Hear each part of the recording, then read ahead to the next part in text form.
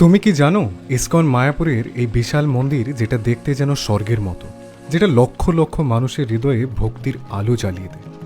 কিন্তু এই মন্দিরের পেছনে আছে এক তরুণের বিস্ময়কর ত্যাগ আর ভালোবাসার গল্প। একজন ধনী ব্যবসায়ীর ছেলে, আমেরিকান যুবক জন গর্ডন, যিনি চাইলে বিলিয়ন ডলারের উত্তরাধিকারী হতে পারতেন, বিলাসবহুল জীবন কাটাতে পারতেন, কিন্তু তিনি বেছে নিয়েছিলেন সম্পূর্ণ ভিন্ন এক পথ। চৈতন্য মহাপ্রভুর প্রেমে তার হৃদয় এমনভাবে বদলে গেল যে তিনি ছেড়ে দিলেন সব, দেশ, পরিবার, ভবিষ্যৎ, শুধু একটা উদ্দেশ্য, এই মায়াপুরকে গড়ে তোলা। না, এটা কোনো গল্প বা সিনেমা নয়, এটা একেবারে বাস্তব ঘটনা। চলো তাহলে আজ আমরা জানব সেই বিস্ময়কর মানুষটির কথা, কিভাবে জন গর্ডন হয়ে উঠলেন শ্রীল জয় পতাকা স্বামী, আর কিভাবে তার হাত ধরে ইসকন মায়াপুর হয়ে উঠল বিশ্বের অন্যতম আধ্যাত্মিক রাজধানী। পর্ব 1, শৈশব ও আকর্ষণীয় পটভূমি। 1949 সালের 9 এপ্রিল মিলওয়াকি, মার্কিন যুক্তরাষ্ট্র, এক ধনী ব্যবসায়ীর পরিবারে জন্ম নিল এক শিশু, যার নাম রাখা হলো ভালোবেসে জন গর্ডন। অর্থ, সম্পদ, সুযোগ সবকিছু তার সামনে পাতা। তার বাবা ছিলেন অন্যতম প্রভাবশালী ব্যক্তি, কিন্তু এই ছেলেটির মন ছিল অন্য কিছুতে। ছোটবেলা থেকেই তার এক প্রশ্ন, এই জীবনের প্রকৃত মানে কি। মাত্র 14 বছর বয়সে হাই স্কুল শেষ করল, 17 বছর বয়সে ব্রাউন ইউনিভার্সিটির স্কলারশিপে ভর্তি হলেন। কিন্তু তখনই ঘটল এক অলৌকিক মোড়। পর্ব 2।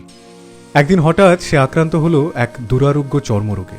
ডাক্তারেরা হতাশ, চিকিৎসা কাজ করছিল না। তখন নিঃশব্দে জন গর্ডন পরমাত্মার উদ্দেশ্যে প্রার্থনা করছিলেন, যদি সুস্থ হই, আমার জীবন তোমার জন্যই উৎসর্গ করব। সত্য কথা বলতে অলৌকিকভাবে 1 সপ্তাহের মধ্যেই পুরোপুরিভাবে সেরে উঠল জন গর্ডন। এই ঘটনা তার জীবনের মোড় ঘুরিয়ে দিল, আর সে বুঝল তার ভবিষ্যৎ কোনো আর্থিক সাফল্যে নয়, বরং ভগবানের সেবায়। প্রভুপাদের সঙ্গে সাক্ষাৎ ও জীবনের নতুন দিগন্ত। একদিন তার হাতে এলো ভগবদ্গীতা অ্যাজ ইট ইজ। প্রতিটি শব্দ যেন তার আত্মার দরজায় কড়া নাড়ছিল। এই সত্যের খোঁজেই জন গর্ডন পৌঁছালেন কানাডার মন্ট্রিয়লে 1968 সালে। সেখানেই তিনি প্রথমবারের মতো মুখোমুখি হলেন শ্রীল প্রভুপাদের সঙ্গে। প্রভুপাদ জিজ্ঞাসা করলেন, তোমার নাম কি? সে বলল, জন গর্ডন। প্রভুপাদ মৃদু হেসে বললেন, তুমি গৌর ধনজন, অর্থাৎ তুমি স্বয়ং চৈতন্য মহাপ্রভুর প্রিয়জন। সেই এক মুহূর্তেই জন গর্ডনের হৃদয়ে যেন এক ঈশ্বরীয় স্পর্শ নেমে এলো। তার ভেতরের জমে থাকা সমস্ত প্রশ্ন, সমস্ত দোলাচল মিলিয়ে গেল। তিনি যেন উপলব্ধি করলেন এই নয়ন মুখর উচ্চারণে ঈশ্বর তাকে ডেকে নিচ্ছেন নিজের পথে। এটাই তার প্রকৃত পরিচয়, ভগবানের শরণাগত সেবায় নিজেকে বিলিয়ে দেওয়ার পথ। পর্ব 3, দীক্ষা, সন্ন্যাস ও আত্মনিবেদন। 1969 সালে শ্রীল প্রভুপাদের কাছ থেকে হরিনাম দীক্ষা নিলেন। নতুন নাম পেলেন জয় পতাকা দাস। কিন্তু ঠিক 1 বছরের মাথায় 1970 সালে মাত্র 21 বছর বয়সে তিনি সন্ন্যাস গ্রহণ করলেন। ভাবতে পারো, 21-তে যেখানে আমরা ক্যারিয়ারের পেছনে ছুটি, ভবিষ্যতের হিসাব কষি, লাইফ এনজয় করতে চাই, সেই বয়সে তিনি পার্থিব সবকিছুর মায়া ত্যাগ করে ঈশ্বরের পথে নিজের জীবন উৎসর্গ করলেন। এমন সন্ন্যাস, এমন আত্মসমর্পণ কেবল সেই আত্মাদের পক্ষেই সম্ভব যাদের হৃদয়ে ভগবৎ স্মরণ সদা জাগরুক, যাদের প্রাণ প্রকৃতপক্ষে শ্রী ভগবানের সেবায় উৎসর্গিত। তারাই সত্যার্থে জাগ্রত আত্মা। পর্ব 4, মায়াপুর মিশন ও ইতিহাস ঘটনের নেপথ্য। শ্রীল প্রভুপাদ তাকে দিয়েছিলেন সবচেয়ে কঠিন এবং গুরুত্বপূর্ণ দায়িত্ব, নদিয়ার মায়াপুরে ইসকনের প্রধান কেন্দ্র গঠন। একজন পশ্চিমা তরুণ যিনি আমেরিকার অভিজাত পরিবারে জন্মেছিলেন, কখনো কাদামাটি ছুঁয়ে দেখেননি, অথচ শ্রীল প্রভুপাদ তাকেই নির্বাচন করলেন এই মহান মিশনে। প্রভুপাদ তাকে বলেছিলেন, আমি তোমাকে ভগবানের রাজ্য দিলাম, তুমি এর উন্নয়ন করো। ভাষা জানে না, সংস্কৃতি একেবারে ভিন্ন, চারপাশের অচেনা মানুষ, এমন এক পরিবেশে নিজেকে খাপ খাইয়ে কাজ শুরু করেছিলেন তিনি।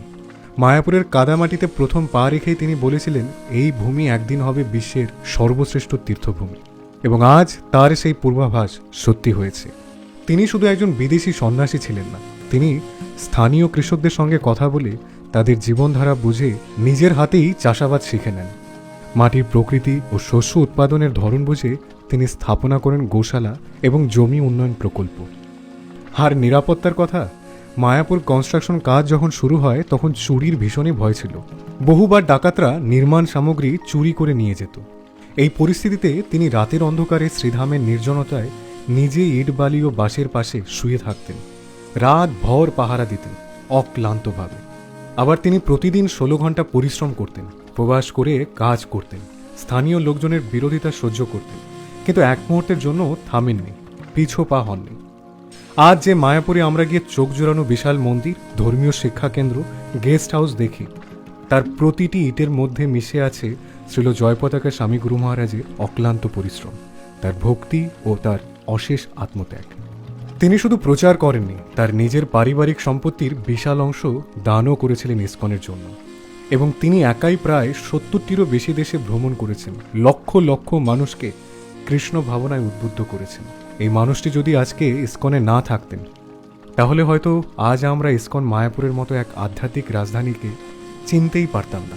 এটাই ছিল জয়পতাকা স্বামীর গল্প, এক যোগী, এক আচার্য এবং একজনই নেতা।